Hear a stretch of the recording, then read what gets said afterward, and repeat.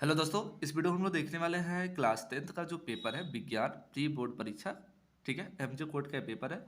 जैसा कि आप सभी को पता है कि पेपर में जो आपका समय होगा 3 घंटे 15 मिनट का होगा, पूर्णांक आपका जो होगा 70 नंबर का होगा। ठीक है, यह प्रश्न पत्र 2 खंडों में विभक्त होगा, खंड अ और खंड ब में। खंड अ में आपके बहुविकल्पी प्रश्न होंगे 20, ठीक है ना, और खंड ब में आपके 3 उपखंड होंगे, उपखंड क, उपखंड ख, उपखंड ग। उपखंड क में आपके जो होंगे भौतिक विज्ञान, ख में जो होगा आपका रसायन विज्ञान, और ग में जो होगा जीव विज्ञान के क्वेश्चन होंगे। ठीक है ना, ये सब बातें कह रहा है, तो इसको हम लोग डायरेक्ट न जान के डायरेक्ट हम लोग बात करते हैं बहुविकल्पी प्रश्न पत्र के उपखंड क। उपखंड क बोले तो उपखंड क आपका मतलब भौतिक विज्ञान के सारे क्वेश्चन रहेंगे। ठीक है, तो पहला यहाँ पर आपका क्वेश्चन है, ध्यान से देख लीजिएगा। कह रहे कि किसी अवतल दर्पण द्वारा वस्तु के आकार के बराबर और वास्तविक और उल्टा प्रतिबिंब बनता तो वस्तु की स्थिति कैसी होती है। तो वस्तु की अगर बराबर बनता, अगर हम लोग अवतल दर्पण ले लेते, ठीक है, ऐसे होता। अगर हम लोग वस्तु को कहाँ पर रखें, तो वस्तु को अगर वक्रता केंद्र पर रखेंगे, ठीक है ना, तो यहाँ से सीधे जाएगी और फोकस निकल के जाएगी, और इसका जो प्रतिबिंब जो होगा, ठीक है ना, कहाँ पर बनेगा, आपका वक्रता केंद्र पर ही बनेगा। ठीक है ना, तो कहाँ पर बनता है, वक्रता केंद्र पर। इसका राइट आंसर क्या हो जाएगा, करेक्ट हो जाएगा। फिर नेक्स्ट नेक्स्ट क्वेश्चन है कि निम्न में दिए गए माध्यमों में प्रकाश की चाल न्यूनतम होती है। तो प्रकाश की चाल जो होती है न्यूनतम किस में होती है। तो देखिएगा, 4 ऑप्शन है, हीरे में, जल में, कांच में, कैरोसिन में। तो देखिएगा इसका राइट आंसर जो हो जाएगा हीरा में। न्यूनतम पूछा, कम, अधिकतम पूछेगा तो निर्वात में। अधिकतम अगर पूछेगा, अधिकतम पूछेगा तो आपका हो जाएगा निर्वात में हो जाएगा। ठीक है, श्वेत प्रकाश की किरण के पुंज से गुजरने वाला किस रंग के लिए न्यूनतम विचलन होता है।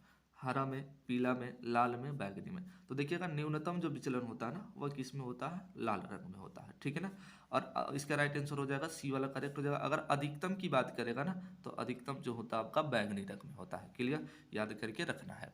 और दोस्त, जिन लोग चैनल पर पहली बार आया ना, चैनल को सब्सक्राइब करके बेल आइकन प्रेस कर दो, ताकि जैसे मैं नेक्स्ट वीडियो अपलोड करूँ ना, आप तक सबसे पहले नोटिफिकेशन पहुंचे। ठीक है, तो ये सब काम आप लोग कर लिया करिए बिना बताए। ठीक है, अपने दोस्तों के साथ भी शेयर कर लीजिए। चलिए नेक्स्ट क्वेश्चन है, वैद्युत धारा का मापन किया जाता है वोल्ट मीटर से, गैल्वेनोमीटर से, ऊर्जा मीटर से, अमीटर से। तो देखिएगा इसका राइट आंसर जो हो जाएगा अमीटर। क्लियर। नेक्स्ट क्वेश्चन है, कह रहा है 220 वोल्ट दिया है, मतलब विभवांतर दिया, देखिएगा दिया 220 वोल्ट दिया, और 100 वाट दिया, मतलब शक्ति आपका दिया है 100 वाट। क्लियर। प्रतिरोध इसका पूछ रहा है कितना होगा, तो प्रतिरोध हम लोग याद कर लेंगे। तो हम लोग जानते हैं फार्मूला जो होता है आर बराबर होता है वी स्क्वायर अपान पी होता है। ठीक है, तो वी का वैल्यू कितना दिया है 220, तो 220 को हम लोग 2 बार ऐसे लिख लेंगे, 220 गुणे 220, क्योंकि स्क्वायर है। और पावर इसका कितना दे दिया 100, तो 2 जीरो से 2 जीरो कट जाएगा, 22 में 22 का गुणा कर लेंगे तो 400 कितना हो जाएगा 84 ओम हो जाएगा। प्रतिरोध का मात्रा क्या होता है ओम। तो आपका जो होगा बी वाला ऑप्शन क्या हो जाएगा, करेक्ट हो जाएगा। क्लियर। फिर निम्न में से कह रहा है कि चुंबकीय क्षेत्र का मात्रक नहीं है।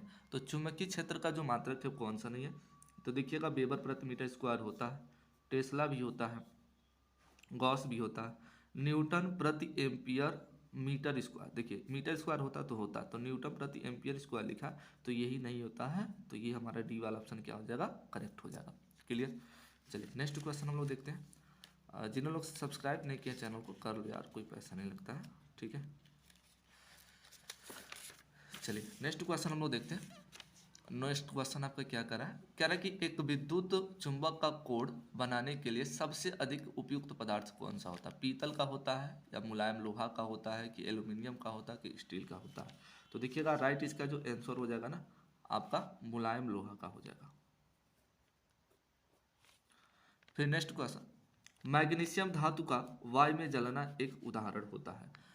ठीक है ना, तो किस प्रकार का उदाहरण होता है, भौतिक परिवर्तन का, रासायनिक परिवर्तन का, उत्क्रमणीयता विक्रिया का, इनमें से कोई नहीं। तो आपका जो राइट आंसर हो जाएगा ना, ऑप्शन नंबर बी क्या हो जाएगा, करेक्ट हो जाएगा। क्लियर।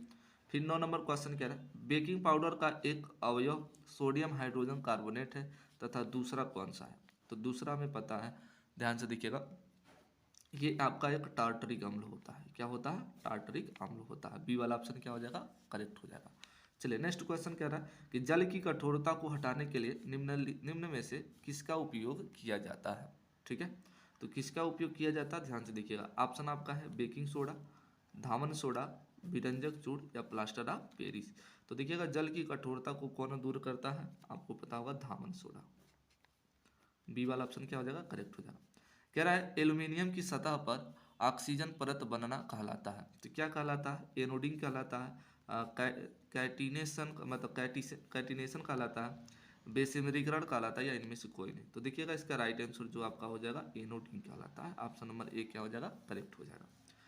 फिर कह रहा बकमिंस्टर फुलेरिन एक अपरूप है, अपर रूप है। तो अपर रूप किसका है, फास्फोरस का है, सल्फर का है, कार्बन का है, या टीन का है। तो देखिएगा इसका राइट आंसर जो आपका हो जाएगा कार्बन का। ठीक है। फिर नेक्स्ट क्वेश्चन, निम्नलिखित में से एल्डिहाइड है। तो एल्डिहाइड क्या होता है, जिसमें एचओ समूह लगा होता, मतलब अल समूह लगा होता, वही तो क्या होता है, एल्डिहाइड होता है। ठीक है ना। तो देखते हैं इसमें आल लगा मतलब इसमें ओएच समूह है। एथिन लगा है, इन मतलब ये डबल बॉन्ड लगा इसमें। ठीक है ना, मतलब एल्कीन समूह है। ठीक है, एथाइन एल्काइन समूह ये है। ठीक है ना, अल इसमें लगा है, तो ये आपका क्या हो जाएगा, एल्डिहाइड समूह। बी वाला ऑप्शन क्या हो जाएगा, करेक्ट हो जाएगा। फिर यहाँ पे उपखंड गौ आ गया, मतलब बायोलॉजी के क्वेश्चन सब मिलेंगे आपको। कह रहा है स्वपोषी पोषण के लिए आवश्यक है कार्बन डाइऑक्साइड तथा जल, सही है। क्लोरोफिल इसकी भी आवश्यकता होती है, सूर्य का प्रकाश ये भी आवश्यकता, उपयुक्त सभी। तो उपयुक्त आपका क्या हो जाएगा, सही हो जाएगा टोटल। क्लियर। फिर नेक्स्ट क्वेश्चन आपका कह रहा है यकृत स्रावित करता है लार को, अग्नाशय को, जठर रस को, या पित्त रस को। ठीक है ना। तो ध्यान से देखिएगा यकृत जो होता है आपका पित्त रस का क्या करता है, श्रावण करता है। क्लियर। नेक्स्ट क्वेश्चन, वायु कोश किन कोशिकाओं से बनती है। तो वायु कोश किन कोशिकाओं से क्या होती है, बनती है। तो ध्यान से देखिएगा सल्की उपकला से, स्तंभी उपकला से, घनाकार उपकला से, ग्रंथिल उपकला से। तो देखिएगा घनाकार उपकला से क्या होती है, बनती है। ठीक है, सी वाला ऑप्शन क्या हो जाएगा, करेक्ट हो जाएगा। फिर कह रहा है कि फ्लोएम द्वारा भोजन का स्थानांतरण होता है सुक्रोज के रूप में, प्रोटीन के रूप में, हार्मोन्स के रूप में, वसा के रूप में। तो देखिएगा इसका राइट आंसर हो जाएगा ऑप्शन नंबर डी क्या हो जाएगा, करेक्ट हो जाएगा, वसा के रूप में होता है। फिर 18 नंबर क्वेश्चन है आपका बिंदु स्राव किसके द्वारा होता है, रंध्र द्वारा, जल रंध्र द्वारा, मूल रोम द्वारा, पुष्प कलियों द्वारा। तो इसका राइट आंसर हो जाएगा बी वाला ऑप्शन क्या हो जाएगा, करेक्ट हो जाएगा, जल रंध्र द्वारा। ठीक है। नेक्स्ट क्वेश्चन हम लोग देखते हैं। फिर कह रहा मेंडल के अनुसार मटर के शुद्ध लंबे पौधों को जीन प्रारूप होता है, मतलब शुद्ध जो लंबे लंबे पौधे थे उसको हम लोग क्या लिखते थे, कैपिटल टी और कैपिटल टी। ठीक है ना। जो अशुद्ध जो होते थे बौने, ठीक है ना, मतलब बौने जो पौधे थे उसको स्मॉल टी और स्मॉल टी से लिखते थे। ठीक है। तो आपका कैपिटल टी क्या हो जाएगा, करेक्ट हो जाएगा। ठीक है। कह रहा पृथक्करण का नियम किसने प्रस्तुत किया था। तो देखिएगा ये आपका जो था तीसरा नियम था शायद न्यूटन का। ठीक है ना, मतलब मेंडल का। तो मेंडल ने इसको दिया था, ग्रेगर जॉन मेंडल ने। ठीक है। तो ऑप्शन नंबर सी क्या हो जाएगा, करेक्ट हो जाएगा। क्लियर। अब यहाँ पर खंड ब देखते हैं, वर्णात्मक प्रश्न जिसको आपको लिखना है। इसका उपखंड क है, मतलब भौतिक विज्ञान के प्रश्न, लघु उत्तरीय प्रश्न, 4 नंबर के आपके प्रश्न आते हैं। ठीक है। तो इन सारे क्वेश्चन को हम लोग क्या करते हैं, देखते हैं। तो देखिएगा यहाँ पर पहला प्रश्न आपका कह रहा है कि सिद्ध कीजिए कि अवतल दर्पण की फोकस दूरी उसकी वक्रता त्रिज्या की आधी होती है। मतलब आपका जो फोकस दूरी एफ होता है ना, वो आर बाई क्या होता है, 2 होता है। ये क्या आपको क्या करना, प्रूव करके लाना है। तो पेपर हुआ, देखिए बच्चे ने किस प्रकार से किया है, तो इसको आप लोग कैसे करेंगे देख लीजिए अच्छे से।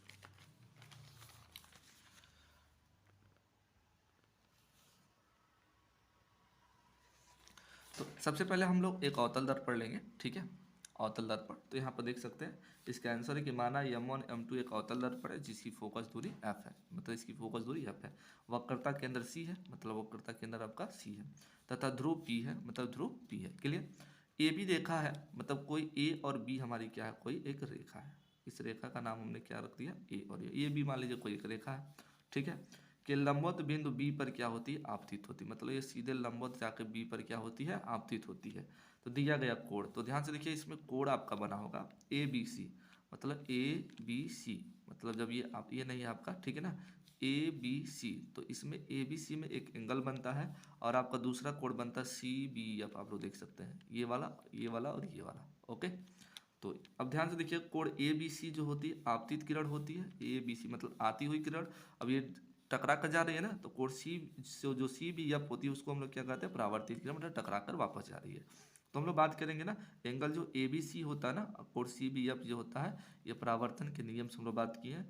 और ABC और जो BCF होगा ये एकांतर कोण है, ठीक है। यह इतना हम लोग क्या करेंगे, बात कर लेंगे, ओके। फिर उसके बाद आपको लिखना है समीकरण 1 और समीकरण 2 से जब सिद्ध करेंगे उसका मान रखेंगे तो BF और क्या मिलेगा, CP मिलेगा।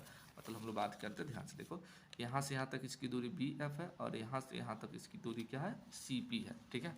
वही बात हुई आपकी। तो ये समीकरण 3 हो गया। फिर चूंकि दर्पण का द्वारक बहुत छोटा है तो PF जो होगा ना, जो BC होगा मतलब उसको कह लेंगे PF है, तो PF बराबर PF प्लस CE। तो इसको हम लोग जोड़ लेंगे, ध्यान से देखिएगा। ये आपका हो गया FC है, यह FC है, ये FC है, ठीक है। इसने थोड़ा सा मिस्टेक कर दिया, तो इसको जोड़ेंगे, टोटल आपका हो जाएगा 2PF FC हो जाएगा।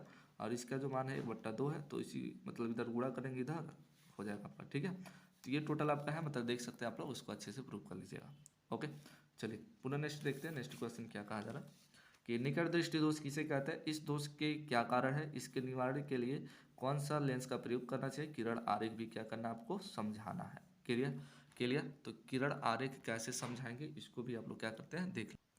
चलिए इसका आंसर देखेंगे हम लोग, हम बात करेंगे हम लोग। तो निकट दृष्टि दोष से पीड़ित व्यक्ति को निकट की वस्तुएं तो स्पष्ट दिखाई देती है परंतु दूर की वस्तुएं स्पष्ट दिखाई नहीं देती है। इस दोष को हम लोग निकट दृष्टि दोष कहते हैं, ठीक है ना।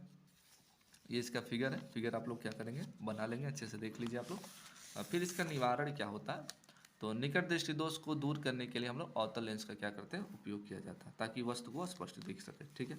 फिर निकट दृष्टि दोष का कारण क्या होता है, निकट दृष्टि दोष में वक्रता त्रिज्या बढ़ जाता है तथा फोकस दूरी कम हो जाता है। नेत्र लेंस का गोलक का मतलब गोलक का जो व्यास होता है ना, गोलक का जो व्यास होता है वो बढ़ जाना है, ठीक है ना। तो ये आपका टोटल है, मतलब ये वाला क्वेश्चन। फिर क्या रहा आपका, ध्यान से देखिएगा, नेक्स्ट क्वेश्चन जो आपका है इसको देख लेते हैं। फिर कह रहा कि वाट की परिभाषा दीजिए, किलोवाट घंटा तथा जूल में क्या करिए, संबंध बता दीजिए। तो इसका आंसर आप लोग क्या कर सकते हैं, देख सकते हैं अच्छे से, इसका संबंध जो होगा और परिभाषा। तो परिभाषा यहाँ पर ध्यान से देखिएगा, वाट की परिभाषा बताएंगे, यदि कोई वस्तु 1 सेकेंड में 1 जूल कार्य कर रही हो तो उसकी शक्ति जो होती है एक वाट, मतलब उसकी एक शक्ति जो होती है वाट कहलाती है, ठीक है। तो इसकी परिभाषा हो जाएगा। इसको व्यक्त कैसे करेंगे, ध्यान से देखिएगा, व्यक्त कैसे किया गया। तो हम जानते हैं कि 1 किलोवाट बराबर 1000 वाट गुणे 1 घंटा होता है, ठीक है। तो 1000 वाट गुणे, इसको हम पहले 1 घंटा को चेंज करेंगे 60 मिनट में, मिनट से फिर हम इसको क्या करेंगे 60 सेकेंड में क्या करेंगे, चेंज करेंगे। तो 6 6 का हो जाएगा 36, ठीक है ना। ये मतलब ये आपका सेकंड से सेकंड कट जाएगा, ये मिनट उनट लिखा गया तो इसको काट दीजिएगा। ये 6 6 हो जाएगा 36, कितने जीरो है टोटल, 1 2 3 6, टोटल 6 जीरो। तो इसको हम लोग अंक में बनाएंगे ना, 1 2 3 4 5 6, टोटल आपके कितने हो जाएंगे, ये 5 जीरो आपका रहेगा, ठीक है। तो ये 36 हो जाएगा, मतलब 3.6 गुणे 10 पे घात कितना जूल हो जाएगा, 6 जूल हो जाएगा। अतः 1 किलोवाट घंटा बराबर जो हमारा होता है 3.6 गुणे 10 पे घात 6 जूल होता है, ठीक है। इतना हमारा होता है, क्लियर। फिर नेक्स्ट क्वेश्चन हमारा ध्यान से देख सकते हैं हम लोग, आप लोग यहाँ पर क्या है कि चुंबकीय क्षेत्र में स्थित धारावाही चालक पर लगने वाला बल का सूत्र प्राप्त कीजिए, ठीक है ना। अथवा समांतर क्रम में जुड़े 3 प्रतिरोधों के तुल्य प्रतिरोधों का क्या करिए, सूत्र निगमन कीजिए समांतर क्रम में। तो यहाँ पर हम लोग समांतर क्रम में जुड़े 3 प्रतिरोधों को सिद्ध कर सकते हैं, ठीक है। कैसे सिद्ध करेंगे, ध्यान से देखिएगा। सबसे पहले लिखेंगे माना समांतर श्रेणी में 3 प्रतिरोध, ऐसे लिखेंगे माना 3 प्रतिरोध R1 R2 और R3 है जो समांतर क्रम में क्या हुए, जोड़े गए हैं, ठीक है ना। इसे प्रवाहित जो धारा आपकी होगी I1 I2 I3 होंगे। यह बिंदु A को जोड़ने वाली धारा I है, ठीक है ना, और ये समान इस पर विभवांतर जो होगा V होगा। तो V बराबर हम कह सकते हैं I1 I2 और I3, इसको प्लस, ये V बराबर नहीं होगा, I बराबर होगा, ठीक है। I बराबर I1 I2 और I3 है, ठीक है। ओम के नियम से हम लोग जानते हैं I बराबर क्या होता है, V/R1 हो जाएगा, ठीक है। I बराबर आपका जो होगा V/R2 हो जाएगा, और I बराबर आपका V/ क्या हो जाएगा, R3 हो जाएगा। इसको 1 2 2 3 4 ऐसे हम लोग समीकरण देते हैं, ठीक है। इसी फिगर नहीं बनाई है तो फिगर नहीं बना, कोई दिक्कत नहीं, फिगर अभी हम आपको दिखा दे रहे हैं। आई बराबर आपका मान इसमें जब रखेंगे तो भी मतलब I1 I2 I3 की जगह पे हम लोग क्या करेंगे, जब मान रखेंगे तो V/R1 V/R2 V/R3, इसमें भी आपका कॉमन हो जाएगा तो 1/R1 1/R2 और 1/R3 हो जाएगा, क्लियर। यहाँ तक बात हो गई। चूंकि हम लोग जानते हैं ना, ध्यान से देखिएगा, यहाँ पर लिख लीजिएगा, यहाँ पर लिखा गया आई बराबर क्या होता है, V/R होता है, ठीक है। तो आई बराबर हमने V/R रख दिया तो V से भी कट गया, तो इतना आपका क्या हो जाएगा, प्रूफ हो जाएगा, ठीक है। इसका फिगर भी आपको दिखा देते हैं, फिगर किस प्रकार से होगा, परेशान होने की आवश्यकता नहीं है, बहुत सारे बच्चे ने इसको किया है।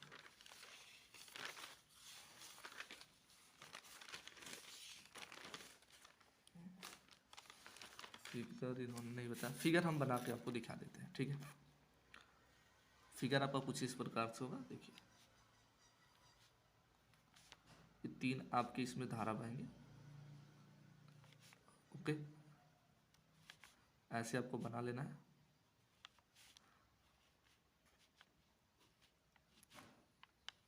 क्लियर, यहाँ आपका लगा लेंगे आप लोग, विभवांतर है तो बैटरी है, भी है, और ये आपका कुंजी हो जाएगा, ठीक है। यहाँ पर इसमें से धारा क्या की जाती है, प्रवाहित की जाती है। यहाँ आई धारा जा रही है, ये आपका ए बिंदु है और ये आपका बी बिंदु है, ठीक है। यहाँ से जैसे धारा आपकी आई जो हो रहा है ना, तो यहाँ पर 3 धाराओं में ये विभक्त हो जाती है, I1, I2 और I3 में विभक्त हो जाती है। ये 3 प्रतिरोध है, R1, R2 और R3 है, और इसमें जो लगा विभवांतर वो भी है। ये तीनों धारा पुनः यहाँ पर आके क्या हो जाती है, आई में क्या हो जाती है, कन्वर्ट हो जाती है, ठीक है ना। तो ये क्रम आपका होता है, तो इस प्रकार से कुछ आपका क्या होगा, फिगर होगा, ठीक है। तो नेक्स्ट क्वेश्चन देखते हैं, नेक्स्ट क्वेश्चन क्या कहा जा रहा है। कह रहा है कि आयनिक यौगिक से आप क्या समझते हैं, इसको आपको क्या करना, परिभाषा लिखना है, 4 नंबर में है, ठीक है। तो इसको हम लोग देख लेते हैं, इसका आंसर आप लोग खुद कर लेंगे। फिर कह रहा है कि मक्खन एवं खाना बनाने वाले तेल के बीच रासायनिक अंतर समझाना और एक परीक्षण देना। फिर उसके बाद कह रहा है कि बेकिंग पाउडर का सोडा रासायनिक नाम तथा अणुसूत्र लिखिए। तो इसको आप लोग देख सकते हैं, इसका आंसर आप लोग देख सकते हैं।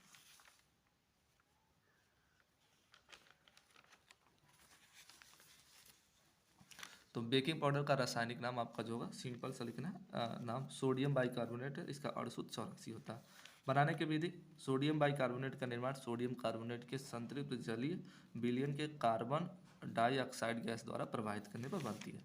तो ये आपका इसका रिएक्शन है 2NaH आपका 2CO3, ठीक है। और ये आपका रासायनिक गुण है, उसमें प्रभाव आप लोग देख सकते हैं, और जलीय प्रभाव है, तो इसको आप लोग क्या कर सकते हैं, लिख सकते हैं, ठीक है। चलिए नेक्स्ट क्वेश्चन हम लोग देख लेते हैं क्या कह रहा है। चलिए बहुत ज़्यादा वीडियो लंबा हो जाएगा, ये नहीं आ रहा तो आप इसको लिख सकते हैं, मिश्र धातु किसे कहते हैं, कॉपर की 2 प्रमुख मिश्र धातुओं का नाम, संगठन और उपयोग, इसका क्या करना है, लिखना है। फिर कह रहा है कि अंतरनासिक पट किसे कहते हैं, उसका क्या कार्य है। तंत्रिका तंत्र किसे कहते हैं, ये कितने प्रकार का होता है, इसको हम लोग देख लेते हैं। तंत्रिका तंत्र, तंत्रिका तंत्र बहुत लोग लिखे होंगे। या नासिका पट क्या होती है, इसके लिख सकते हैं हम, नासिका पट, ध्यान से देखिए, नासिका पट वाला आप आंसर देख सकते हैं कि श्वसन अंगों का सबसे प्रमुख अंग नासिका कहलाता है। इसके बाह्य नासिक छिद्र खुलते हैं, जिसमें अंदर छोटे छोटे बाल होते हैं, वे बाल धूल आदि कणों के वायु के साथ क्या होता है, अंदर जाने से रोकता है, ठीक है ना। ये ध्यान से देखिएगा।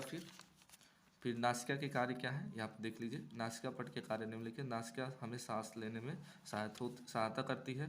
नासिका में कोई भी वस्तु महक पर कर पता चल जाता है, सही है। नाकों में चिपचिपा पदार्थ पाए जाते हैं, ठीक है। तो ये हमारे नासिका के कार्य हो जाएंगे, ठीक है। फिर उसके बाद आपका क्या रहता है ना, ध्यान से देखिएगा, तंत्रिका तंत्र वाला। तो तंत्रिका तंत्र वाला आप लोग देख सकते हैं यहाँ पर, ठीक है। तंत्रिका तंत्र लिखा गया, जंतुओं के शरीर में वातावरण से होने वाली प्रतिवर्ती जानकारी देता है तथा उसके अनुसार प्रतिक्रिया के लिए जो अंग तंत्र पाया जाता है उसी को तंत्रिका तंत्र कहा जाता है, ठीक है। फिर यहाँ तंत्रिका तंत्र के प्रकार है आपके, देख सकते हैं 3 प्रकार के हैं, द्रुमिका, कोशिकाएं और तंत्रिकाक्ष होता है, ठीक है। तो ये आपका हो जाएगा। फिर उसके बाद यहाँ पर ध्यान से देखिएगा, आपका क्वेश्चन है ना, ऋतुस्रावण क्यों होता है, ठीक है। इसका क्वेश्चन आपका ये है। तो ऋतुस्रावण, जब अंडाणु का निषेचन नहीं होता है तो वह 1 दिन बाद नष्ट होने लगता है। गर्भाशय के लिए निषेचन अंडाणु प्राप्त करने की तैयारी करता है, ठीक है। तो इस टाइप में है कुछ, और भी चीज़ें हैं, तो ये इन्होंने पूरा नहीं लिखा। फिर उसके बाद आपका क्वेश्चन है, ध्यान से देखिएगा कि पुष्पी पादप में परागण में के उपरांत निषेचन के बीच बनने वाले जनन की प्रक्रिया को समझाइए। अथवा इसको आपको लिख सकते हैं, मेंडल के स्वतंत्र और विभवन का नियम को द्विसंकर संकर द्वारा क्या करना, स्पष्ट करना है। तो चलिए इसको आप लोग देख सकते हैं, मेंडल का नियम है स्वतंत्र विभवन। इस नियम के अनुसार जब 2 या 2 से अधिक समान प्रभावी लक्षण संकरण होता तो इनका पृथक्करण एक दूसरे के साथ होता है। एक समान प्रभावी लक्षण दूसरे प्रभावी लक्षण को क्या करते हैं, प्राप्त नहीं करते हैं, तो इस नियम को मेंडल का द्विसंकर संकर क्रॉस का नियम लिखा। तो ये आपका है, इसको देख सकते हैं आप लोग, ठीक है। तो ये टोटल आपके क्या थे, क्वेश्चन थे। अब नहीं क्वेश्चन है, तो चलिए हम लोग पुनः नेक्स्ट वीडियो में मिलते हैं। हेलो दोस्तों, इस वीडियो में हम लोग देखने वाले हैं क्लास 10th का जो पेपर है गणित प्री बोर्ड परीक्षा। और सारे जो क्वेश्चंस हैं ना आपके बोर्ड के लिए भी काफ़ी इंपॉर्टेंट है, ठीक है ना। इसमें से अधिकांश क्वेश्चन आपको बोर्ड पेपर में भी देखने के लिए मिलेंगे। एसटी कोड का पेपर है, जैसा कि आप सभी को पता है कि पेपर में जो आपका समय होगा 3 घंटे 15 मिनट का होगा। पूर्णांक 70 नंबर का, 30 नंबर आपको स्कूल की तरफ से मिलेंगे। पूरे सोल्यूशन के साथ इस वीडियो में हम लोग देखेंगे हर एक सवाल को। ओके, तो वीडियो में आप लोग शुरू से अंत तक बने रहिए। और आपको शायद कुछ नहीं आता होगा टॉपिक, तो शायद मैं उसमें को बता दूँ तो आप लोग उसको अच्छे से सीख भी लें। ओके, तो वीडियो में आप लोग शुरू से अंत तक जरूर बने रहिए। तो चलिए हम लोग स्टार्ट करते हैं। स्टार्ट करने से पहले आपको बता दें कि ये जो आपका होगा खंड अ और खंड ब में विभक्त होगा। खंड अ में आपके 20 अंकों का बहुविकल्पी प्रश्न पत्र होगा, जिसको आपको OMR शीट पे भरना है, ठीक है। और दूसरे खंड में आपके जो होंगे ब में 50 नंबर के जो होंगे आपके वर्णात्मक प्रश्न होंगे, जिसको आपको OMR शीट पे करने होंगे, ठीक है। तो चलिए हम लोग करते हैं, बाकी ये चीज़ें आप लोग जानते हैं। खंड अ वस्तुनिष्ठ प्रश्न। तो चलिए पहला क्वेश्चन हम लोग क्या करते हैं देखते हैं। पहला क्वेश्चन कह रहा है यदि P और Q दो धनात्मक पूर्णांक इस प्रकार हैं कि P बराबर AB स्क्वायर, मतलब यहाँ पर P बराबर कह रहा है कि AB स्क्वायर कह रहा है, और Q बराबर कह रहा है आपका Q का वैल्यू जो दिया है AQB दिया है। जबकि AB अभाज्य संख्या है तो एलसीएम बताना। P और Q का एलसीएम क्या होगा वही बताना। तो एलसीएम हमारा हो जाएगा, एलसीएम किसका, P और Q का। तो जो बड़ा घात होता है वही एलसीएम होता है। सबसे बड़ा क्या है इसमें AQ है, अब B में क्या है स्क्वायर है, तो मतलब AQB स्क्वायर आपका क्या हो जाएगा, सही हो जाएगा। तो देखते हैं कि इसमें 100 वाला ऑप्शन क्या हो जाएगा, करेक्ट हो जाएगा। ओके, तो यहाँ पर कह रहा है कि द्विघात बहुपद एक्स स्क्वायर प्लस के एक्स प्लस के शून्यक है। तो आप जब इसको निकालेंगे ना तो इसका जो आंसर मिल जाएगा दोनों ऋणात्मक नहीं हो सकते हैं, ठीक है।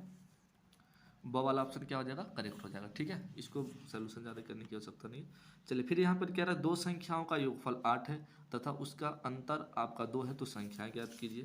तो इसको कैसे ज्ञात करेंगे आपको पेपर के माध्यम से मैं बता दे रहा हूँ, लिख के। क्लियर। तो जिन्होंने चैनल पर पहली बार है चैनल को भी सब्सक्राइब कर लो, ताकि आपको जो भी प्री बोर्ड का पेपर अपलोड हो सबसे पहले आपको मिल जाए। चलिए यहाँ पर देखते हैं हम लोग दो संख्याओं का योगफल। मान लेते हैं पहली संख्या x दूसरी संख्या y है, तो दोनों का योगफल कितना हो जाएगा, 8 हो जाएगा, ठीक है। और दोनों का अंतर, अगर अंतर की बात करते हैं शॉर्टकट हम लोग जल्दी से लगाएंगे क्योंकि ऑब्जेक्टिव क्वेश्चन है। अब चिन्ह बदल जाएगा, दोनों समीकरण को जोड़ेंगे तो ये कट जाएगा, 1x और x कितना हो जाएगा 2x, और 8 2 हो जाएगा 10। अब हम लोग एक ऑप्शन मिल जाएगा तो उसी से निकालेंगे। इधर 2 गुणे में इधर जाएगा तो भाग में हो जाएगा 10/2, 2 × 10। तो x का मान हमें कितना मिल गया, x का मान 5 मिल गया। x का मान कितना मिल गया 5। अब 5 ला के यहाँ पर रखेंगे तो आपका इधर प्लस है, इधर जाएगा तो माइनस, आपका हो जाएगा 3। 8 में से 5 जाएगा 3, मतलब 5 और 3 आपका ऑप्शन होगा। तो बी वाला ऑप्शन क्या हो जाएगा, करेक्ट हो जाएगा, ब वाला, ठीक है। फिर नेक्स्ट क्वेश्चन कह रहा है कि 3x² minus 12x plus M का मूल बराबर है तो एम का मान। अब देखिएगा मूल बराबर है तो डी बराबर हम लोग 0 मान लेंगे। ओके, हम विविक्तर पे लगाएंगे b² minus 4ac equal to 0। तो b का मान देखिएगा कितना दे रखा, -12, -12² माइनस 4 गुणे a का मान दे रखा 3 और c का मान दे रखा यम, बराबर कितना हो गया 0। तो 12 का जो वर्ग होता है हमारा 144 होता है, और ये 4 3 हो जाएगा 12 और यम, तो माइनस का 12 यम हो जाएगा बराबर 0। इधर माइनस इधर भेज देंगे तो प्लस हो जाएगा। तो इसको हम लोग लिख सकते हैं कि 12m इक्वल टू 144। इधर गुणे में इधर आएगा तो हो जाएगा भाग में, तो 144/12। 12 से काटेंगे 144 को भाग देंगे तो ये 12 बार में कटेगा, तो यम का मान जो होगा आपका 12 हो जाएगा, ठीक है।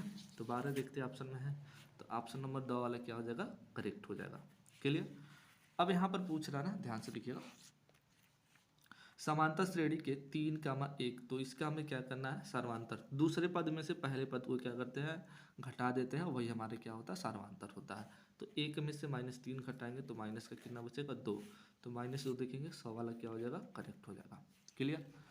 कह रहा है कि प्रथम 10 मतलब 100 प्राकृतिक संख्याओं का योग को ज्ञात करने से संबंध प्रसिद्ध गणितज्ञ है। तो हम लोग जब समांतर श्रेणी पढ़े हैं ना, ध्यान से देखिएगा, समांतर श्रेणी, तो समांतर श्रेणी के बारे में, ठीक है ना, मतलब एपी के बारे में किसने बताया है, देखिएगा, कार्ल फ्रेडरिक गॉस। कौन बताया है, इनका पूरा जो नाम है कार्ल फ्रेडरिक गॉस ने क्या किया, ये चीज़ें बताया, तो इसके वैज्ञानिक हो जाएंगे गॉस, ठीक है।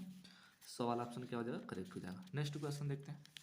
जिन लोग अभी तक चैनल को सब्सक्राइब नहीं किया भाई कर लो, कोई पैसा नहीं लगता, बस वीडियो को देखते देखते रहिए, रेड वाला बटन दबा कर सब्सक्राइब कर दीजिए, ठीक है। चलिए यहाँ पर नेक्स्ट क्वेश्चन हम लोग देखते हैं। यहाँ पर क्या रहा है कि दो त्रिभुज है, एक त्रिभुज ABC है तथा दूसरा त्रिभुज DEF है। दो समरूप त्रिभुज हैं तथा कोण A बराबर 57 अंश और कोण E बराबर 75 अंश है। तो कोण C का मान पूछा जा रहा है कितना होगा। तो देखिए अच्छे से इसको बताया जा रहा है, तो अच्छे से आप लोग देखेंगे वीडियो को शुरू से अंत तक देखिए, हर एक चीज़ का एक्सप्लेनेशन करके बताया जा रहा है।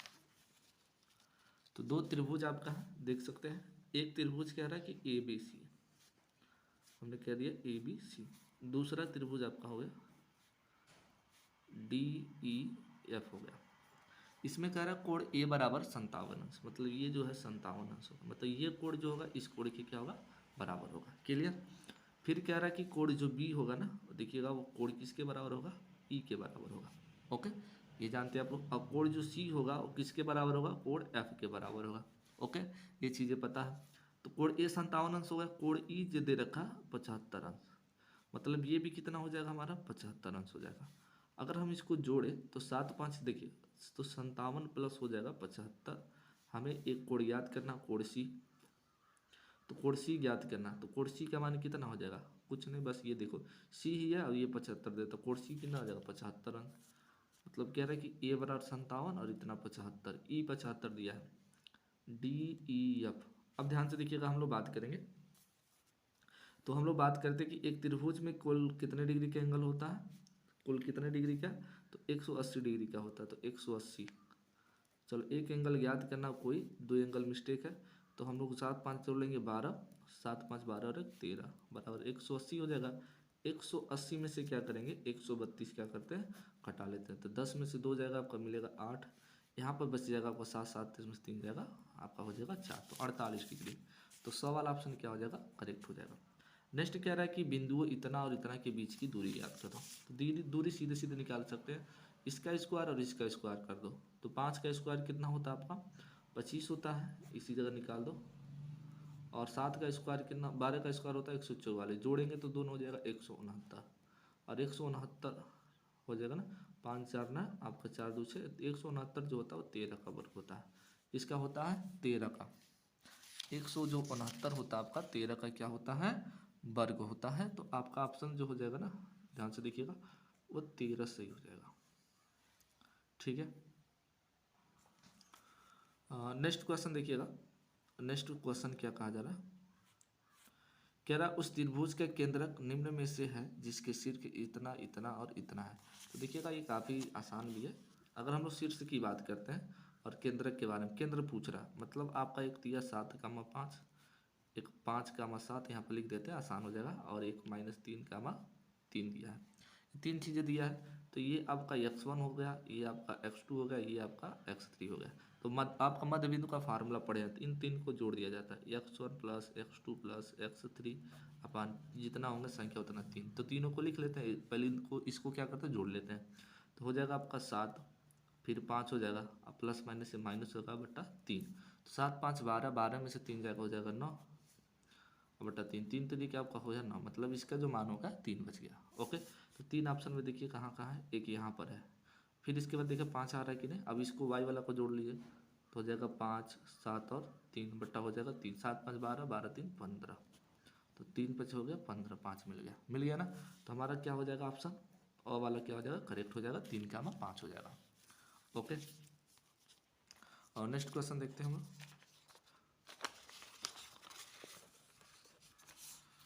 नेक्स्ट क्वेश्चन आपका कह रहा है कि यदि 3 cot a बराबर 4 तो sec a का क्या करिए, मान ज्ञात कर दीजिए। चलिए मान ज्ञात करते हैं हम लोग। 3 cot a बराबर 4 लिखा है, इधर गुणे में इधर आएगा तो भाग में हो जाएगा, cot a बराबर हो जाएगा आपका 4/3। क्लियर। हम लोग पाइथागोरस पर में पढ़े हैं कि आधार बट्टा क्या होता है, लंब होता है।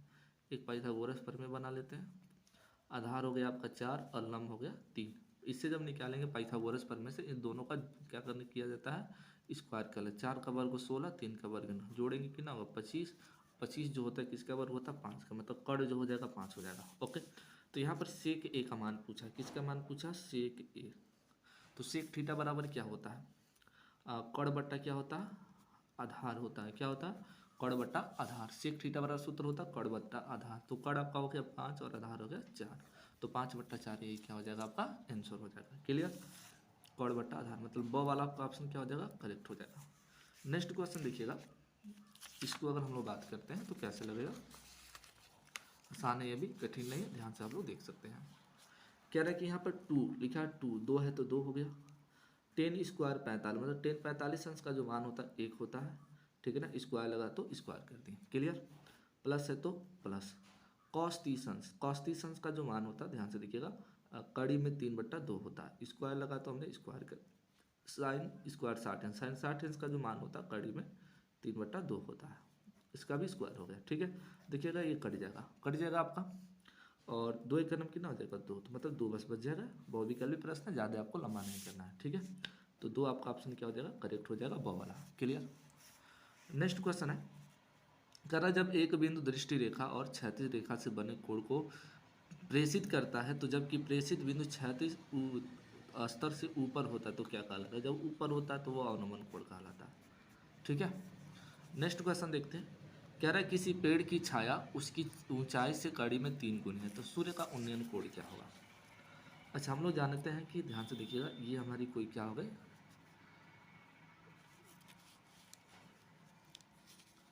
हम लोग पाइथा जब ऊंचाई और दूरी पढ़े हैं तो ऐसे कह रहे हैं, यदि किसी पेड़ की छाया उसकी ऊंचाई से, ऊंचाई मान लेते हैं इसकी ऊंचाई h है, ऊंचाई से कर उसकी छाया जो उसकी ऊंचाई से कड़ी में 3 गुनी है, मतलब उसकी जो छाया ना ऊंचाई से कड़ी में 3 गुनी है, इतना बनती है।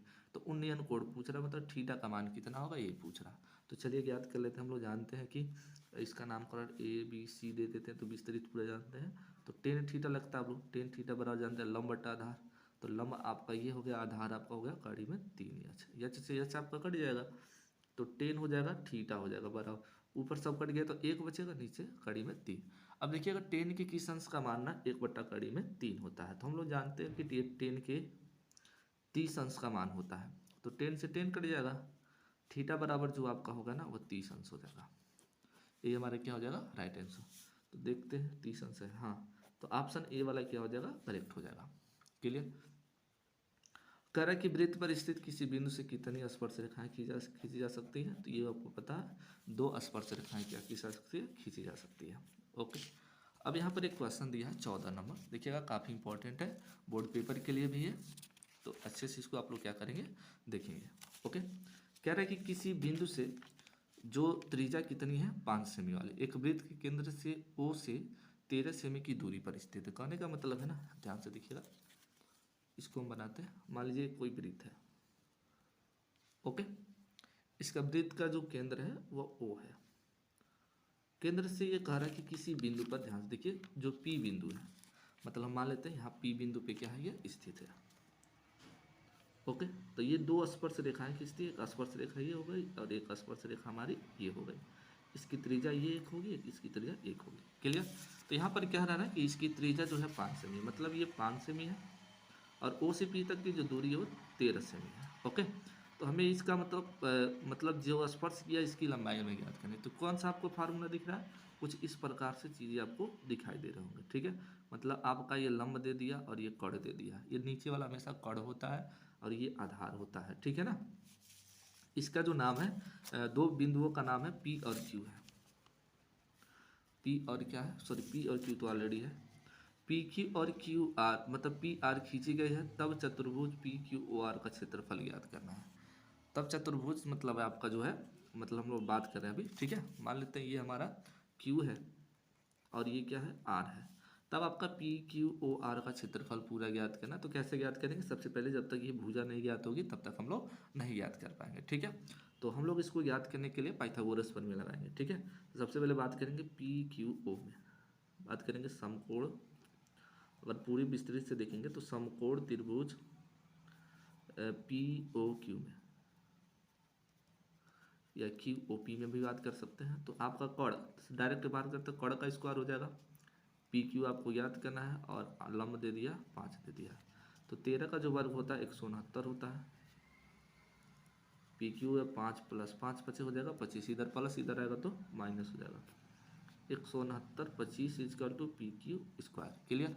इसको घटाएंगे, 9 में से 5 जाएगा 4, ये हो जाएगा 144 पी क्यू स्क्वायर। तो हम लोग डायरेक्ट बात करते हैं, वर्ग घटाएंगे कड़ी में जाएगा, तो पी क्यू का जो मान हो जाएगा वो कितना हो जाएगा 12 सेमी, कितना हो जाएगा 12, मतलब इसका जो मान हो गया ना वो 12 सेंटीमीटर हो गया। हम ये थोड़ी प्रश्न पूछा है, हमें प्रश्न में ये पूछा है जो चतुर्भुज है, चतुर्भुज पूछा है, चतुर्भुज पी क्यू ओ आर का क्षेत्रफल ज्ञात करना है। तो हम लोग जानते हैं चतुर्भुज का जो क्षेत्रफल का सूत्र होता है, इसी जगह लगा देते हैं आ जाएगा। तो हम लोग जानते हैं चतुर्भुज पी क्यू ओ आर का क्षेत्रफल, क्षेत्रफल मतलब इसका जो क्षेत्रफल होता है 2 गुणे क्या होता है त्रिभुज का क्षेत्रफल होता है, 2 गुणे क्या होता है त्रिभुज का क्षेत्रफल। त्रिभुज आपका क्या था पी ओ क्यू था। ओके, तो 2 गुणे, अब देखिएगा बात की है पी ओ क्यू, मतलब इसका जो मान ज्ञात करें त्रिभुज का क्षेत्रफल का क्या होता है सूत्र 1/2 गुणे आधार गुणे लंब होता है। क्या होता है आधार गुणे लंब होता है, ये चीज़ पता है 2 से 2 गए, ठीक है। आधार कितना दे रखा है ध्यान से देखिएगा, इसका आधार दे रखा है 12 सेमी, तो हमने बताया अभी 12 हो गया, और लंब दे रखा 5, 12 कितना हो जाएगा 60 सेमी, तो कितना हो जाएगा ये 60 सेमी हो जाएगा। ऑप्शन नंबर ए वाला क्या हो जाएगा करेक्ट हो जाएगा, ठीक है। नेक्स्ट क्वेश्चन देखते हैं, यहाँ पर हम लोग बात कर रहे हैं, इसको इसी जगह लगा देंगे, तो ध्यान से देखिएगा 16 नंबर जो सवाल कह रहा, 16 नंबर सवाल को कैसे लगाएंगे। कह रहा है कि एक घड़ी की मिनट की जो सुई है 8 सेमी लंबी है, 5 मिनट में मिनट की सुई द्वारा बनाए गए त्रिज्यखंड का क्या करिए क्षेत्रफल ज्ञात करिए। तो हमें पता है कि 1 मिनट में जो बना कोण होता है, यहाँ पर लिखते हैं 1 मिनट में जो बना कोण होता है वो टोटल, मतलब आपका मतलब हम लोग जानते हैं वृत्त में टोटल कितना डिग्री का कोण होता है 360, तो 1 मिनट में जो एंगल बनता है ठीक है ना कितना होता है 60 डिग्री। तो बात करेंगे हम लोग, ठीक है ना, 360 में क्या करेंगे, तो 1 मिनट का एंगल याद करना, 60 से क्या करेंगे भाग करेंगे, तो 6 से आकर 36, मतलब 1 मिनट में बना कोण जो होगा वो 6 हो जाएगा। तो 5 मिनट बना कोण कितना हो जाएगा, 6 में 5 का गुणा कर लेंगे तो 6 5 30 डिग्री, कितना हो जाएगा 30 डिग्री। ओके, तो त्रिज्यखंड का क्षेत्रफल ज्ञात करना, तो हमें पता है कि त्रिज्यखंड का क्षेत्रफल का सूत्र होता है θ/360 गुणे पाई आर स्क्वायर होता है, ठीक है। तो थीटा के जगह पर हमारे कितना हो जाएगा 30 हो जाएगा, और यहाँ पर हो जाएगा 360 और गुणे पाई आर स्क्वायर, 3 0 से 0, 3 1 3, 3 1 3 12, तो 1/12 पाई आर स्क्वायर, ब वाला ऑप्शन क्या हो जाएगा करेक्ट हो जाएगा, ठीक है। नेक्स्ट क्वेश्चन देखते हैं 17 नंबर क्वेश्चन, चलिए 17 नंबर क्वेश्चन का सॉल्यूशन के साथ देख लीजिए। यहाँ पर ये बात हो रही है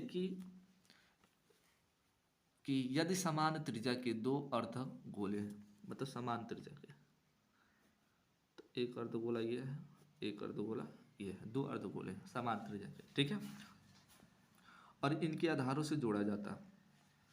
जब इनके आधार से जोड़ा जाता है तो कुछ इस प्रकार से बनेगा ऐसे, ठीक है। तो नए ठोस का क्या ज्ञात करना, पृष्ठीय क्षेत्रफल ज्ञात करना है। ओके, अब हम लोग यहाँ पर लिखेंगे पूरा बाकायदे से, ठीक है ना। तो हम लोग जानते हैं कि अर्धगोले का जो वक्र पृष्ठ का क्षेत्रफल कितना होता है, डायरेक्ट बात कर लेते हैं। तो 2 अर्धगोले हैं, तो 2 अर्धगोले का वक्र पृष्ठीय क्षेत्रफल कितना हो जाएगा, पहले अर्धगोले का नए पूछना ना, नए ठोस का वक्र पृष्ठ क्षेत्रफल, तो लिख लेंगे नए ठोस का वक्र पृष्ठीय क्षेत्रफल बराबर 2 अर्धगोले का पृष्ठीय क्षेत्रफल होगा। तो पहला अर्ध जो गोला है अर्धगोले का जो वक्र पृष्ठ होता है 2 पाई आर स्क्वायर होता है, क्या होता है 2 पाई आर स्क्वायर, प्लस दूसरा पुनः हो गया 2 पाई आर स्क्वायर, 2 और 2 जोड़ लेंगे तो कितना हो जाएगा 4 हो जाएगा, 4 पाई आर स्क्वायर। तो देखते हैं ऑप्शन में है, हाँ ऑप्शन नंबर और क्या हो जाएगा करेक्ट हो जाएगा, ठीक है। 18 नंबर क्वेश्चन है, 18 नंबर क्वेश्चन देख सकते हैं। तो कह रहा है कि यदि 5 10 15 इतना का जो समांतर माध्य 2100, तो आर का मान ज्ञात करें। चलो आर का मान ज्ञात करते हैं। समांतर माध्य का सूत्र होता है, हम लोग जानते हैं कुल पदों का योग, मतलब सिग्मा एफ एक्स जोड़ लेते हैं टोटल, बटा सिग्मा एफ होता है, मतलब कुल संख्या होती है, ठीक है, या कुल पदों का योग बटा पदों की संख्या, ये चीज़ हम लोग जानते हैं, मतलब F1 F2 F2 ऐसे हम लोग कर लेंगे। ओके, तो इसको ना लगा डायरेक्ट हम लोग लगाते हैं। समांतर माध्य दे रखा 21 हो गया, कुल पद में आपका जो पद दिए हैं उस पद को हम लोग क्या करते हैं यहाँ पर लिख लेते हैं।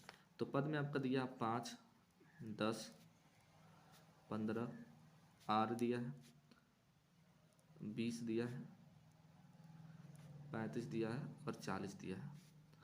टोटल संख्या कितनी हो जाएगी 1 2 3 4 5 6 7 हो जाएगी, ठीक है। अब इसको हम लोग क्या करेंगे, ध्यान से देखिएगा, टोटल संख्या को क्या करेंगे, जोड़ेंगे।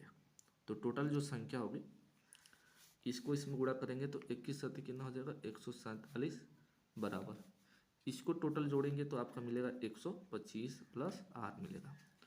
इधर प्लस है, इसको इधर जाएगा तो क्या हो जाएगा माइनस हो जाएगा। क्लियर। तो 147 में से हम लोग क्या करेंगे 125 को क्या करेंगे घटा लेंगे, माफ़ कीजिएगा दिखाई नहीं दिया। तो 7 में से 5 जाएगा 2, 4 में से 2 जाएगा 2, 22 हो जाएगा। तो आर का मान कितना हो जाएगा 22। तो देखते हैं ऑप्शन में 22 है, जी हाँ।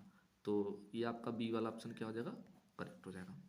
कह रहा है कि अच्छी प्रकार फेंटी गई 52 पत्तों की एक गड्डी में से हम लोग क्या करते हैं, एक इक्का आने की क्या करना प्रायिकता होगी। तो एक इक्का आने की प्रायिकता क्या होती है, इसको हम लोग क्या करते हैं देखते हैं। ओके, तो क्या होती है, हम लोग जानते हैं कि एक जो मतलब जो पूरे मतलब कुल मतलब पत्तों की संख्या क्या प्रायिकता का जो सूत्र होता है संभावित मान बट्टा क्या होता कुल मान, ये आपका होता है। तो प्रायिकता हम लोग याद करते हैं अगर, तो कुल जो मान है 52 है, तो एक इक्के में कह रहा है कितना, मतलब एक इक्का जो कितना होता है 4 होता है, ठीक है ना। एक पान में मतलब एक ताश में इक्का की संख्या टोटल कितनी, तो 4, 4 चीज़ को काट दीजिए तो 4 एक का नमकीन हो जाएगा 4, 4 3 12, तो 1/13 हो जाएगा इसका आंसर, 1/13। 100 वाला ऑप्शन क्या हो जाएगा करेक्ट हो जाएगा। ठीक है। अब यहाँ पर क्या है ना कि प्रथम 10 अभाज्य पूर्णांकों की माध्यिका ज्ञात कर दीजिए। तो प्रथम 10 अभाज्य संख्या हो और 10 को लिखना उसकी माध्यिका बता देना। चलो डायरेक्ट आपको ट्रिक से भी बता देते हैं। तो जैसे अभाज्य संख्या एक 2 हो गई, जो अभाज्य संख्या क्या होती है जो स्वयं से कटती है किसी और से नहीं करते, 2 3 5 और इसको आरोही क्रम में लिखना 5 7 प्लस नहीं है कामा है सब। उसके बाद कितना हो जाएगा 11 हो जाएगा, 13 हो जाएगा, 17 हो जाएगा, 19 हो जाएगा, 23, 10 को लिखना 1 2 3 4 5 6 7 8 9, एक 10वीं संख्या हो जाएगी हमारी 29। तो देखिएगा यहाँ पर देखो 10 ज्ञात करना, तो 4 इधर से ले लो 4 इधर से, बीच में जो संख्या बचेगी ना अगर सम में है तो 11 और 13 बचा, तो 11 और प्लस कितना हो गया 13, इन दोनों को जोड़ लो, कितना संख्या 2, 2 से क्या करो भाग कर लो, जोड़ोगे तो कितना हो जाएगा 24, 24/2 भाग कर दो कितना हो जाएगा 12, तो कितनी संख्या हो जाएगी 12। तो देखते हैं ऑप्शन में 12 है, ब वाला ऑप्शन क्या हो जाएगा करेक्ट हो जाएगा। क्लियर। तो ये टोटल आपके क्या हो गए 20 बहुविकल्पी क्वेश्चन हो गए। बाकी जो क्वेश्चन है आपके वर्णात्मक प्रश्न है इसको हम क्या करते हैं देखते हैं। तो देखिएगा यहाँ पर जो आसान सवाल है मैं उसको छोड़ दूंगा, जो कठिन सवाल है उसको मैं क्या करते चल रहा हूँ बताते चल रहा हूँ। ठीक है, ये वाला सब लोग लगा लेते हैं आप लोग, ठीक है ना। इसके शून्य आप इसको शून्य कैसे ज्ञात करते हैं ये वाला बता देते हैं। ठीक है, ये वाला आप लोग खुद कर लेंगे, इसको सबको आता है, तो जो कठिन है मैं उसको क्या कर रहा हूँ बता दे रहा हूँ। जैसे ख वाला है, ख वाला यहाँ पर कह रहा है कि यदि बहुपद आपका लिखा ax² -6x - 6 लिखा है, बहुपद आपका लिखा है px बराबर इतना, कह रहा है इसका एक गुणनफल आपका कितना है 4 है, मतलब x का जो मान है हमें कितना रखना है 4 रखना है, तो a का मान ज्ञात करना। ठीक है, बराबर 0, 0 नहीं होगा ऐसे। चलो ज्ञात करते हैं, तो a हो जाएगा और x की जगह पर हम लोग कितना रखेंगे 4 रखेंगे, तो 4 का स्क्वायर 6 हो जाएगा, a की जगह पे 4 माइनस के कितना हो जाएगा 6। क्लियर। अब 4 का इसको स्क्वायर होगा 4 चौको 16, तो 16 हो जाएगा a हो जाएगा, माइनस 6 चौको हो जाएगा 24 और माइनस का हो गया 6। क्लियर, बराबर 0 लिख लीजिए। 24 और 6 जो आपका हो जाएगा टोटल हो जाएगा माइनस का हो जाएगा 30 बराबर 0। इधर ये माइनस के इधर इसको भेजेंगे तो क्या हो जाएगा प्लस हो जाएगा, तो 16 a बराबर हो जाएगा 30 हो जाएगा आपका। क्लियर। इधर गुणे में इधर आएगा तो ये क्या हो जाएगा भाग में, तो 30 बट्टा हो जाएगा 16। इसको अगर हम लोग भाग करते हैं 5 से कह रहे 2 से, तो ये हो जाएगा 15 और ये हो जाएगा 8, तो 15 बट्टा कितना हो जाएगा 8 हो जाएगा। ठीक है, तो नेक्स्ट क्वेश्चन देखते हैं क्या कह रहा है। कह रहे के का मान ज्ञात कीजिए जिसके लिए समीकरण इतना और इतना एक अद्वितीय हल। तो चलिए अद्वितीय हल के लिए हम लोग क्या करते हैं ज्ञात कर लेते हैं इसको भी। तो के लिए किस समीकरण, तो 2x + ky = 1, तो इसको सबसे पहले लिख लेंगे दिए गए समीकरण, लिखेंगे दिए गए समीकरण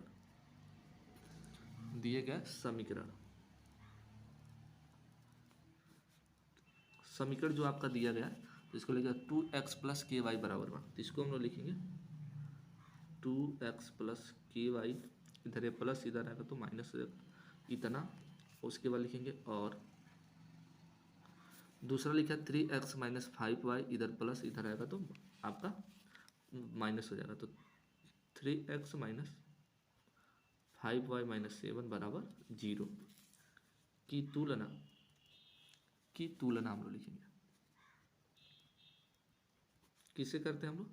a1x b1y प्लस c1 बराबर 0 तथा a2x b2y प्लस c2 बराबर 0 से करने पर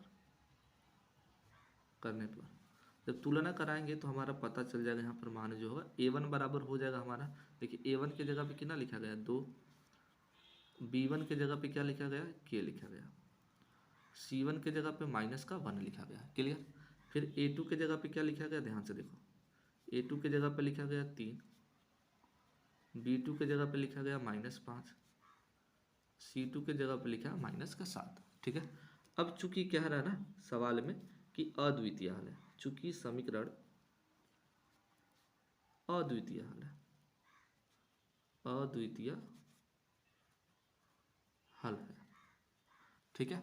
तो अद्वितीय हल का जो हमारा सूत्र होता है वो क्या होता है देख लेते हैं आप लोग। तो अद्वितीय हल का जो हमारा सूत्र होता है a1 बट्टा a2 नॉट इक्वल b1 बट्टा b2 होता है, क्लियर। तो a1 का जो मान हमारा दे रखा है 2 और a2 का जो मान दे रखा है 3 दिया है, नॉट इक्वल b1 का जो मान दे रखा है k और b2 का मान दे रखा -5। तो इस केस में गुणा कराएंगे तो माइनस का 3 की हो जाएगा और 2 5 हो जाएगा -10, ठीक है। उसके बाद आपका हो जाएगा k बराबर नॉट इक्वल, यहाँ पर लगाते आएंगे -10 बट्टा कितना हो जाएगा 3, यही हमारे क्या हो जाएगा आंसर हो जाएगा, क्लियर। चलिए नेक्स्ट क्वेश्चन हम लोग देखते हैं। नेक्स्ट क्वेश्चन क्या कहा जा रहा, देखिए ये भी वाला आपको बता दिए गुणनखंड क्या, वैल्यूज क्या बना दे रहा, लगा भी दे रहे हैं इसको भी। चलिए देख लेंगे आप लोग, गुणनखंड ज्ञात करना है तो आपका हो जाएगा दिया है 100x² माइनस 20x प्लस 1 बराबर 0। 100 में 1 का गुणा कराएंगे तो ये हो जाएगा 100। तो कौन सा ऐसा वैल्यू रखा जाए कि जोड़ने पर 20 मिले, गुणा करने पर 100। तो हम लोग रख सकते हैं 100x² माइनस 10x और माइनस का 10x प्लस कितना हो जाएगा 1, क्लियर। यहाँ पर हम लोग 10x क्या करते हैं कामन ले लेते हैं, 10 10 में 100, 10 बचेगा, x आपका क्या होगा कट जाएगा, ये पूरा कट जाएगा, आपका 1 बचेगा, माइनस का 1 हो जाएगा, आपका हो जाएगा 10x माइनस 1, दोनों में सेम है। तो एक क्वेश्चन में हम लोग क्या करेंगे बाहर कर एक मतलब कामन ले लेंगे दोनों में से, फिर ये जो बाहर वाला है इसको हम लोग लिख लेते हैं, क्लियर। अभी दोनों सेम है तो इसको हम लोग ऐसे बना लेते हैं, ठीक है। तो आपका ये गुणनखंड हो जाएगा, क्लियर। मूल ज्ञात करना है तो मूल ज्ञात कर लेते हैं, यदि करके पता है कि 10x माइनस 1 बराबर 0, तो 10x इधर माइनस इधर जाएगा तो प्लस x बराबर 1/10। तो आपके जो मूल हो जाएंगे 1/10 का हमारा 1/10, क्योंकि ये 2 गो है, ठीक है। फिर यहाँ पर क्या रहा ना, ध्यान से देखिएगा, किसी समांतर श्रेणी का पीएमा पद पीएमा पद क्यूआ पद जो है वो p है, मतलब पीएमा पद और क्यूआ पद दोनों वो p है, तो p प्लस q पदों का क्या करिए योगफल ज्ञात कीजिए, ठीक है। तो ध्यान से देखिएगा कैसे ज्ञात करेंगे इसको।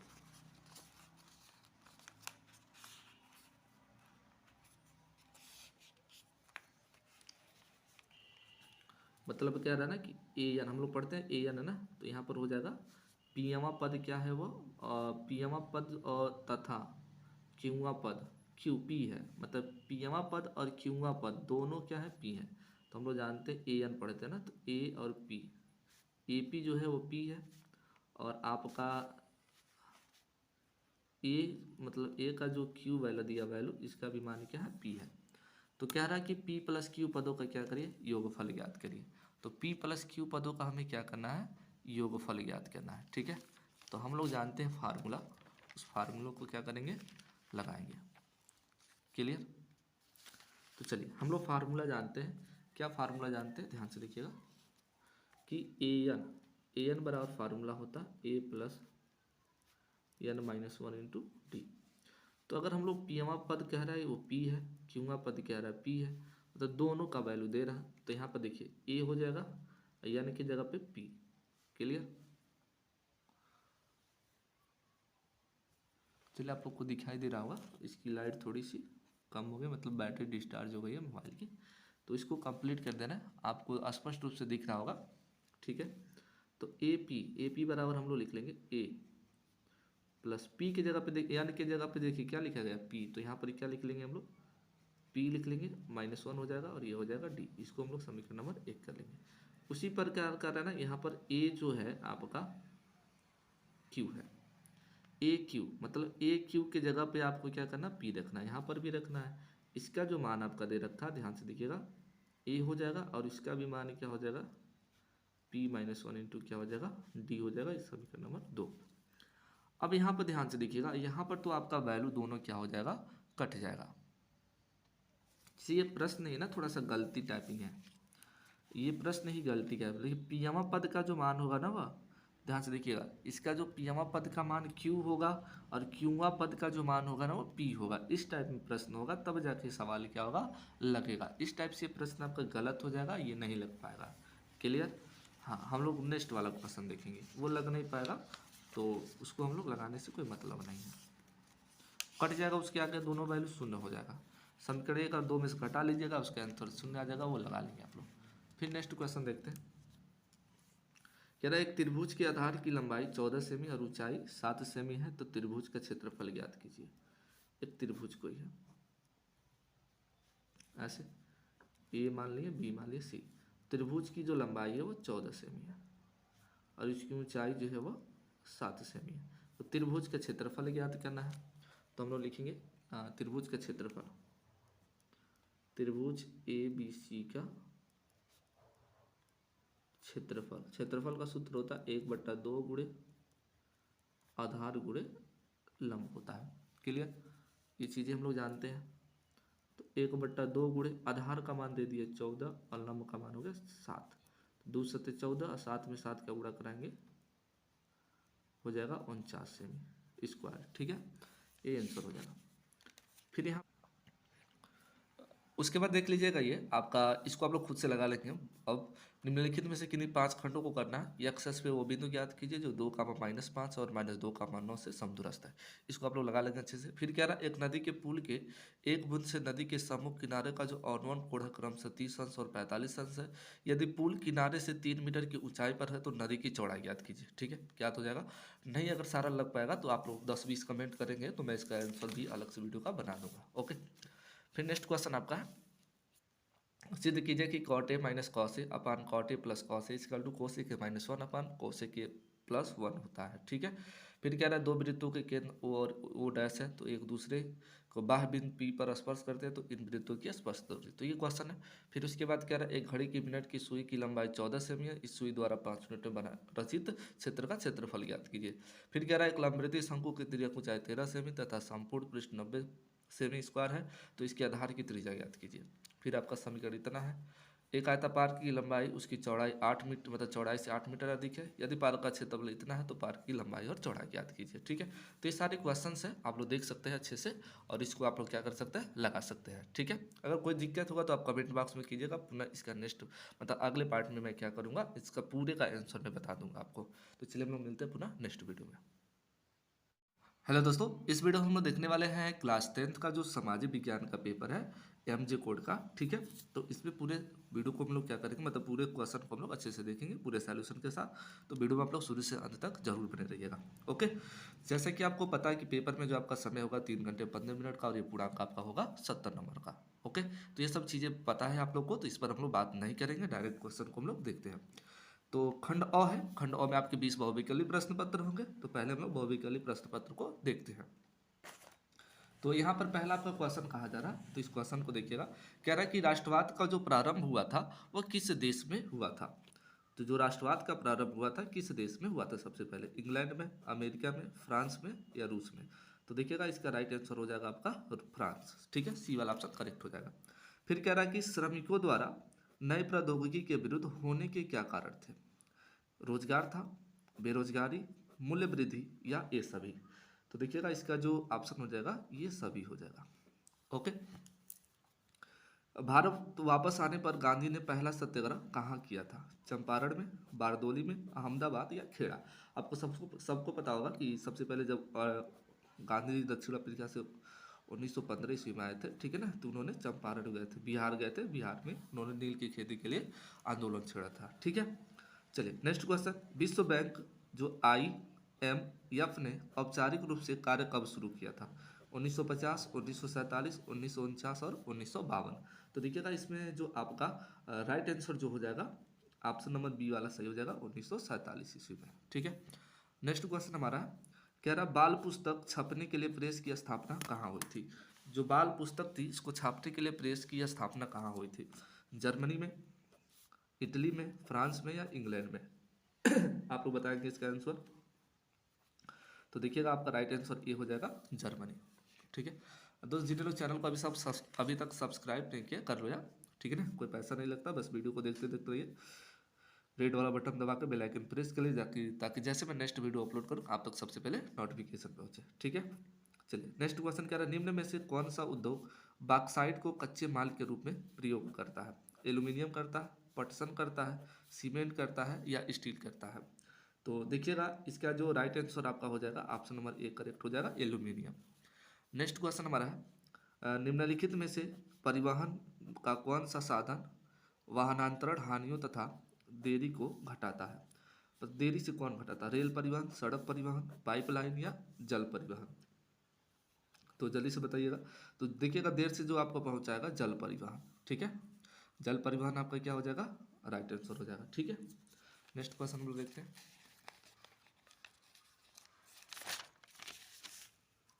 नेक्स्ट क्वेश्चन यहाँ कहा जा रहा कि निम्नलिखित में से कौन सा अलवणीय जल का स्रोत है? वर्षण है, सतही जल है, भौम जल है या ये सभी है? तो देखिएगा इसका जो राइट आंसर हो जाएगा आपका ऑप्शन नंबर डी करेक्ट हो जाएगा, ये सभी। फिर क्या रहा, निम्न में से कौन सा रेशेदार फसल है? कपास है, जूट है, प्राकृतिक रेशम है या ये सभी है? तो इसका जो राइट आंसर हो जाएगा आपका कपास हो जाएगा, ठीक है।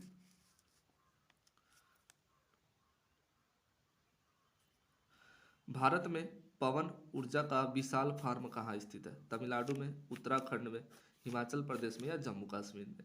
तो इसका जो राइट आंसर हो जाएगा आपका तमिलनाडु, ये वाला ऑप्शन क्या हो जाएगा? करेक्ट हो जाएगा। फिर पूछ रहा है बेल्जियम यूरोप महाद्वीप के किस भाग में स्थित एक छोटा सा देश है? उत्तर पूर्व में, पश्चिम यूरोप में, पूर्वी यूरोप में या दक्षिणी यूरोप में? तो देखिएगा इसका जो राइट आंसर आपका हो जाएगा पश्चिम यूरोप में। कहाँ पर है आपका? पश्चिम यूरोप में है। फिर नेक्स्ट क्वेश्चन 12 नंबर, संविधान में उल्लिखित 3 सूचियों में से निम्नलिखित में से कौन सा विषय समवर्ती सूची में शामिल है? तो समवर्ती सूची में जो शामिल है क्या? शिक्षा है, कृषि है, पुलिस है, रक्षा। समवर्ती मतलब सूची क्या होता है? जो राज्य और केंद्र दोनों की क्या होता है? अधीन होता है, ठीक है ना। दोनों में आता है, राज्य में भी आता है और केंद्र में आता है, ठीक है।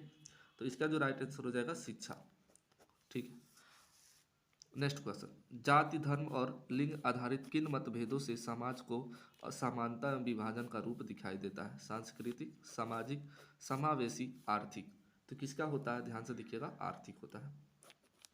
डी वाला ऑप्शन क्या हो जाएगा? करेक्ट हो जाएगा। फिर कह रहा भारतीय जनता पार्टी का मुख्य प्रेरक सिद्धांत क्या है?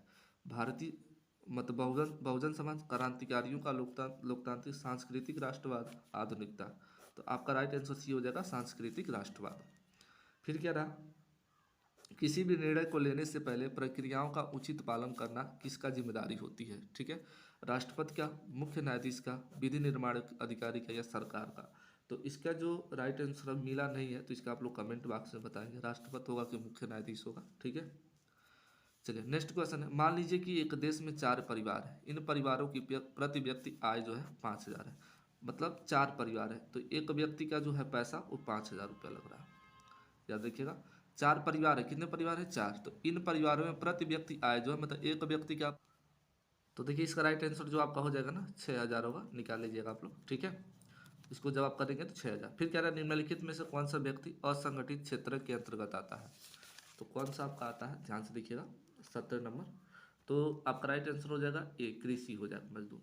फिर कह रहा है नेक्स्ट क्वेश्चन, सरकारी समितियों के सदस्य को ऋण प्राप्ति किसके द्वारा होती है? बैंक द्वारा, सहकारी द्वारा, साहूकार द्वारा या कॉपरेटिव के द्वारा होता है? तो किसके द्वारा होता है? तो आपका इसका आंसर मिला नहीं है, अगर साहूकार होगा तो शायद साहूकार ही होगा इसका आंसर, इसका आप लोग देख लेते हैं एक बार। अमेरिका के किस कंपनी ने भारत में परख फूड्स का अधिग्रहण किया है? तो कारगिल फूड्स का। राइट आंसर क्या हो जाएगा? बी वाला क्या हो जाएगा? करेक्ट हो जाएगा। पहला, उसके बाद कह रहा 20 नंबर, हॉलमार्क निम्न में से किन पर चिन्हित होता है? जेवर पर, सोने के आभूषण पर। तो सोने के आभूषण को शुद्धता के मापने के लिए हॉलमार्क का क्या किया गया है? प्रयोग किया गया है। ओके। अब यहाँ से आपका वर्णात्मक प्रश्न, ब्रेटन वुड्स समझौता क्या है? अथवा ये नहीं आएगा तो इसको कर सकते हैं आप लोग। गुटेनबर्ग ने किस तरह मुद्रण से अपना योगदान दिया था? राष्ट्रीय उद्यान किसे कहते हैं? आधारभूत उद्यान क्या है? उदाहरण देकर बताइए। संघवाद क्या है? इसकी प्रमुख विशेषता बताइए। लोकतांत्रिक व्यवस्था आर्थिक असमानताओं में क्यों नहीं पाई जाती है, मतलब क्यों नहीं कर पाई जाए है, ठीक है ना। फिर राष्ट्रीय आय वृद्धि है तो कोई 3 उपाय बताइए। कोपरा पर संक्षिप्त टिप्पणी लिखिए। गांधी जी के नमक यात्रा का वर्णन कीजिए। भारत के प्रारंभिक उद्योग उद्योग किसने लगाया? इसके लिए पूंजी कहाँ से आ रही है? तो फिर अथवा ये तो दोनों में से किसी को करना है। फिर भारत में भूमि उपयोग के प्रमुख प्रारूपों की विवेचना करना है। अथवा इसको लिखना, भारत के मुख्य फसलों पर एक टिप्पणी। फिर बताइए कि भारत में किस तरह अभी भी जातिगत असमानताएं जारी हैं। ये नहीं आ रहा तो आप लोग इसको कर सकते हो आसानी पूर्वक से, कि लोकतंत्र में राजनीतिक दलों की विभिन्नता भूमिका का वर्णन कीजिए। अथवा फिर इसको उसको वाला करना था या इसको, असंगठित क्षेत्र के श्रमिकों की समस्याओं की विवेचना। अथवा में दिया भारतीय रिजर्व बैंक की स्थापना, मतलब बैंक की महत्व के बारे में क्या करना, वर्णन करना है। चलिए, अब यहाँ से मानचित्र कार्य है, मानचित्र कार्य को हम लोग देख लेते हैं अच्छे से। पहला यहाँ पर क्वेश्चन कह रहा है कि वह स्थान जहाँ 1929 में भारतीय राष्ट्रीय कांग्रेस का अधिवेशन हुआ था। तो इसका जो राइट आंसर हो जाएगा पहला का लाहौर हो जाएगा। क्या हो जाएगा? लाहौर। ये पंजाब के पास है, मतलब पाकिस्तान में पड़ता है, ठीक है। वह स्थान जहाँ गांधी जी ने किसान सत्याग्रह बिहार में नेतृत्व किया था, तो कहाँ पर किया था? आपको पता है कि चंपारण में। तो चंपारण कहाँ है? बिहार में, तो बिहार में दर्शाना है, ठीक है ना। ये चीज़ें पता होना चाहिए। फिर कह रहा है वह स्थान जहाँ सी विजय राघवाचार्य की अध्यक्षता वाला सन 1920 में भारतीय राष्ट्रीय कांग्रेस का क्या हुआ था? अधिवेशन हुआ था, ठीक है ना। तो वह स्थान कहाँ पर है आपका? तो नागपुर है। कहाँ पर है आपका? नागपुर, जिसको हम लोग 1920 का अधिवेशन भी कहते हैं। ओके। फिर क्या रहा? वह स्थान जहाँ नमक हाथ में लेकर विरोधी कानून को भंग किया गया था। तो वह स्थान आपका कौन सा है? तो इसको देख सकते हैं आप लोग। इसका जो स्थान है डांडी। डांडी कहाँ पड़ता है आपका? गुजरात में। ये भी चीज़ आपको पता रही तभी ना भरेंगे मैप में आप, जब पता रहेगा तो। फिर देखिए पांचवा यहाँ पर कह रहा है कि वह स्थान जहाँ से डांडी मार्च क्या हुआ था? शुरू हुआ था। तो डांडी मार्च कहाँ से आपका शुरू हुआ था? तो आपको पता होना चाहिए डांडी मार्च जो आपका है साबरमती आश्रम से हुआ था। कहाँ से हुआ था? साबरमती आश्रम से। साबरमती आश्रम, क्लियर। इसका आंसर हो जाएगा साबरमती आश्रम। फिर नेक्स्ट क्वेश्चन है, ये भूगोल का आपका है। उसके बाद भूगोल का पहला क्वेश्चन कह रहा है उत्तरी भारत का एक अंतर्राष्ट्रीय हवाई अड्डा चिन्ह द्वारा नाम सहित बताना है। चिन्ह द्वारा नाम सहित क्या करना है? बताना है। तो आपका कोई हवाई अड्डा लीजिए, चौधरी चरण सिंह अंतर्राष्ट्रीय हवाई अड्डा। पहला का आंसर हो जाएगा आपका चौधरी चरण सिंह अंतर्राष्ट्रीय हवाई अड्डा। ये आपका लखनऊ में है, उत्तर प्रदेश में, ठीक है ना। तो उत्तर प्रदेश में आप दर्शाएंगे इसको। बंगाल की खाड़ी में गिरने वाली एक प्रमुख नदी का नाम बताइए। तो बंगाल की खाड़ी में गिरने वाली बहुत सारी नदी है। तो आप गंगा का नाम ले लीजिए, ब्रह्मपुत्र का नाम ले लीजिए, यमुना का, किसी एक का नदी, गंगा नदी हो गया। फिर कहा गेहूं का सबसे बड़ा उत्पादक राज्य चिन्ह द्वारा नाम सहित। तो गेहूं का सबसे बड़ा उत्पादक राज्य जो आपका है यूपी है, मतलब उत्तर प्रदेश है, ठीक है ना। और दूसरे नंबर पर आपका पंजाब आता है। ओके। तो उत्तर प्रदेश में आप दर्शा देंगे इस चिन्ह द्वारा। फिर क्या रहा है उसके बाद, लौह अयस्क की कोई एक खान का नाम बताना है। तो बौलाडील खान है आपका, जो छत्तीसगढ़ में है। कौन सा आपका है? बौला डील है, बौलाडील खान। ये कहाँ है आपका? छत्तीसगढ़ में। छत्तीसगढ़ में इसको दर्शाना, ठीक है। फिर उसके बाद क्या रहा, ध्यान से देखिएगा। भारत का सॉफ्टवेयर टेक्नोलॉजी का कोई एक चिन्ह बता देना है आपका नाम सही। तो ये आपका हो जाएगा इलाहाबाद मुंबई रेल मार्ग। इसको आप लोग लिख लेंगे इलाहाबाद, इलाहाबाद मुंबई रेल मार्ग। इसको आपको क्या करना, बता देना है। ओके। तो ये टोटल आपके क्या हो गए? क्वेश्चंस हो गए, ठीक है। तो चलिए हम लोग पुनः मिलते हैं नेक्स्ट वीडियो में।